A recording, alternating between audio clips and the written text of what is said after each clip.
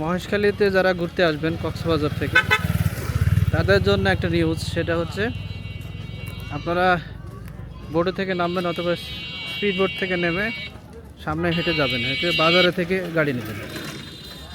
বাজারের আগে গাড়ি ভাড়া করলে কিন্তু বিপদ আছে, মানে 10 টাকার ভাড়া ডাবল, 10 টাকার ভাড়া 100 টাকা নেবে।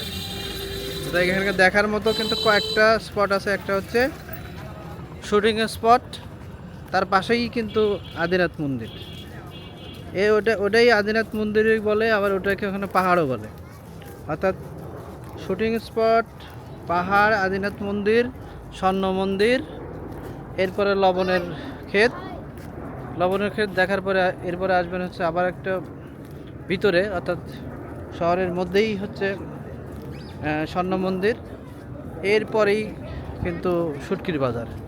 এই 7টি স্পটে ঘুরতে গেলে কিন্তু অটোতে আপনার থেকে ভাড়া নেবে 700-800। আপনি ইচ্ছা করলে বাজার থেকে লোকাল পর্যায়ে যেতে পারবেন 40 টাকা করে ভাড়া।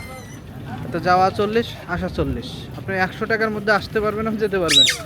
যদি আপনি রিজার্ভ নেন সেক্ষেত্রে কিন্তু আপনার থেকে অনেক টাকা বেশি। তবে আমার যে রিকোয়েস্ট থাকবে, আপনারা বোট থেকে নামার পর একটু ভিতর দিকে যাবেন, অর্থাৎ বাজারের পর্যায়ে প্রথম পর্যায়ে থেকে রিক্সা অথবা অটো না নেওয়ার জন্যই চেষ্টা করবেন।